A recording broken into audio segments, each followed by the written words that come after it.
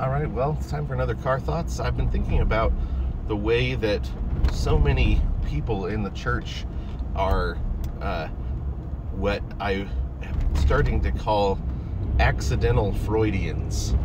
And the reason that I say it's accidental is it's because we just live in a culture that is so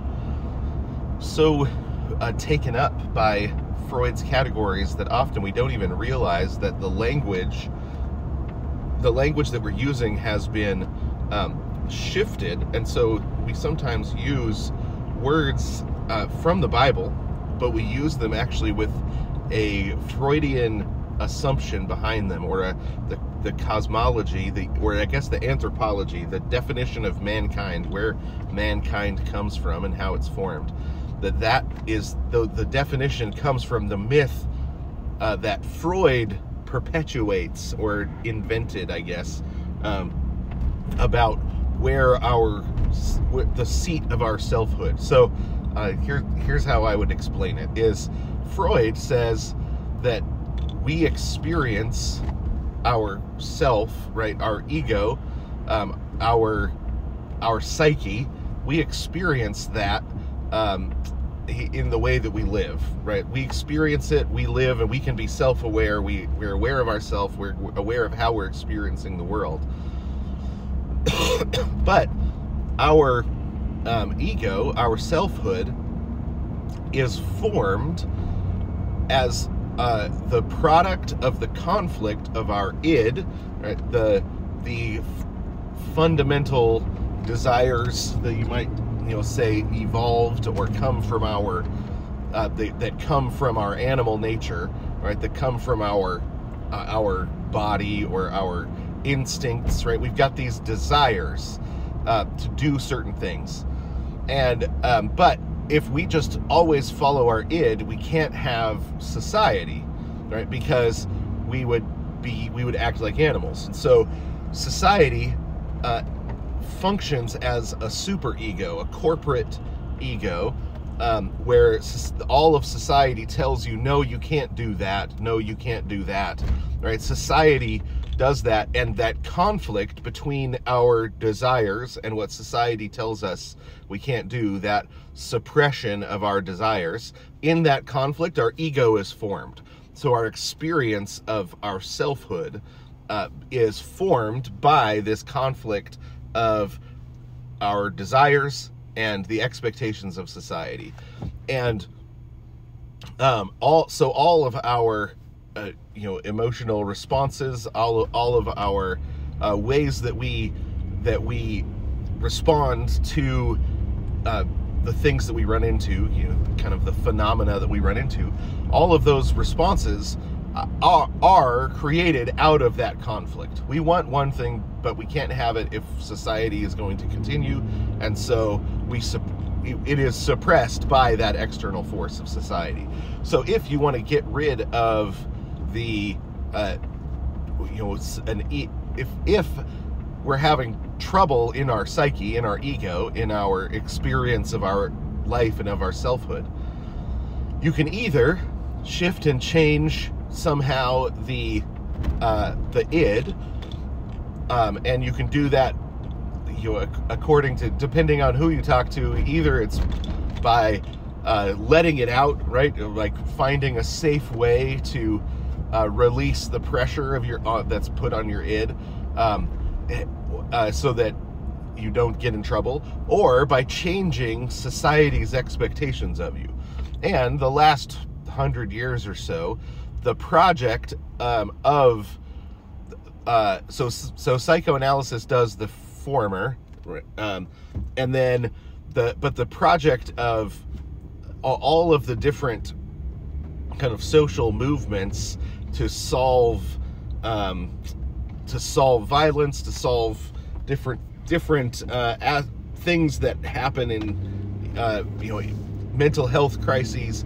All of those end up, you have to change society so that society basically affirms the desires of your id, because it's society's rejection of the desires of your id that is causing the psychosis, right? That is, and that Freudian way of thinking is why it makes complete sense to people to think that, you know, you've got folks that they feel transsexual on the inside, and then they feel suppressed by society, and it's not enough to just say, well, you can go do your thing over there in your clubs Friday night.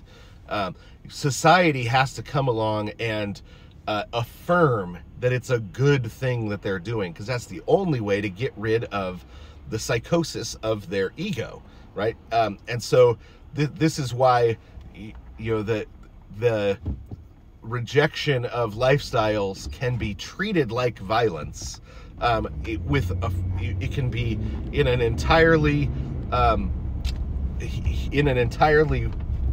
considered, how would you put it? People actually believe that it is violence because they have this assumption that society's job is to create good mental health in the people who have you know, these desires, and society's displeasure at their desires is what's causing their mental health problems.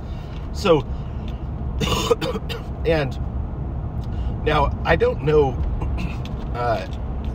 many, or if any, I don't know of any Christians that would say that's totally how I believe that the ego is created. That's how our psyche, the experience of our own psyche is created, and psychosis is fixed by means of the society changing, right? I don't know any Christians that would come out and say that, but it has become the normal way of talking about I guess I would say it's become embedded in the definitions of many of the words that we use by society, and we don't redefine or properly biblically define many of these words. So something like guilt, I think, is a really good example.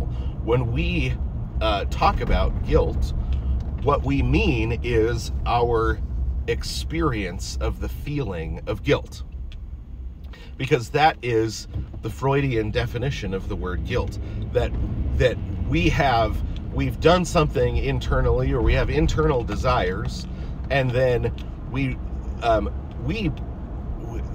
what ends up happening is the church or Christians tend to redefine it so that then God's society, right, either meaning the church or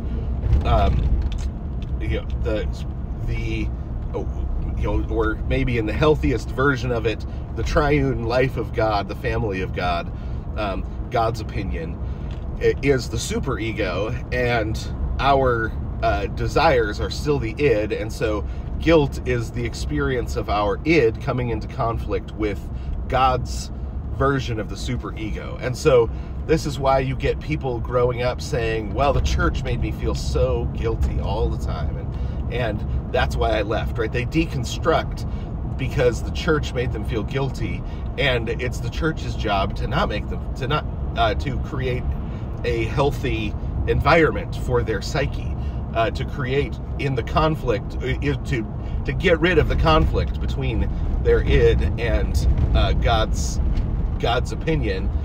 And it didn't do that, and so I felt guilty, and so I'm leaving the church, or but really, that's not the right definition of the word guilt, biblically speaking. Guilt is a judicially objective issue that has to do with God's judicial opinion, right? When you say our word opinion even has come to mean something different, because we'll talk about things like the opinion of the court, and the opinion. An opinion is when somebody has jurisdiction over something, right? So I have jurisdiction over my taste buds, so I can have a true opinion over whether or not I like vanilla ice cream or chocolate ice cream, and obviously the answer is vanilla. So so if you've got And I have every right to that opinion because I have jurisdiction over my tastes. And that's what makes them tastes, is they're in my jurisdiction. But if I say I have a taste for shoplifting, and that's why I shoplift, I don't have the jurisdiction over other people's property, and so my opinion isn't actually that, it isn't authoritative in that situation, right? Opinion is a jurisdictional term, and so God's opinion is a legal reality. So when we say, for example, that God, let's say God hates when we murder our neighbor. What should we use? We'll just keep using theft. Right? God hates when we steal. Right? And the reason that is important is because God has jurisdiction over the world, and so his opinion is a legal reality. So if I steal when God's opinion is against it, the problem is not the conflict between my desire to steal and God's superego that says don't steal, that causes a conflict that my ego comes out of and I feel guilty. And the problem is either I need to change my desires or God needs to change his opinion, right? That's not the issue when it comes to guilt. The issue when it comes to guilt is a legal issue. Did I break the law? Am I judicially guilty in a court?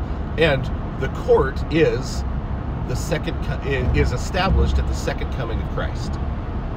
So when Jesus comes back, that court has to do with, or when he sits on the great white throne of judgment, that court is established to enforce the legal opinions of God, right? The legal opinions of God are Jesus is going to enforce, because he's been seated at the right hand of God to enforce the legal opinions of God.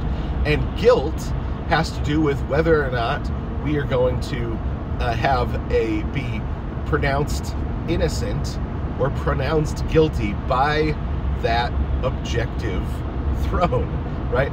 That's what guilt has to do with. So justification has to do with the declaration that we are innocent at that throne, right?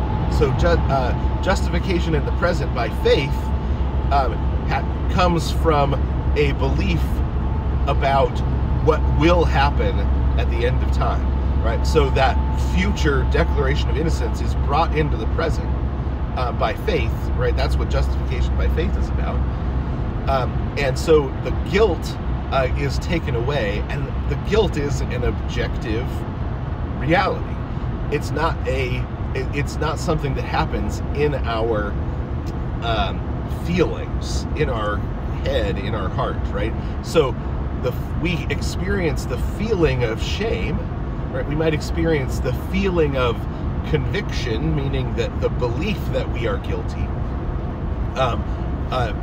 and sometimes that's what we mean by the word guilt, because there is a psychological experience that comes along with the realization that you will be declared guilty, right? That is a real thing, but the will be declared guilty is an objective thing, and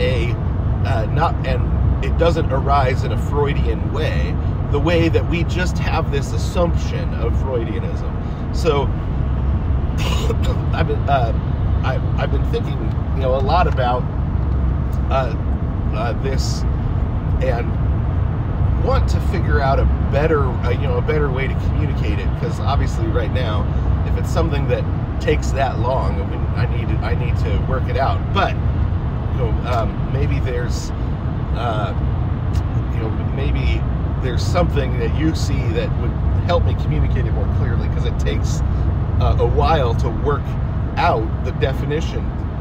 When you've been using a word, with a different definition, then it can become difficult to explain, because you have to back into a definition, back into the assumptions, the cosmology behind the definition, and because every word has embedded within it a lot of assumptions. So those are the car thoughts for the day.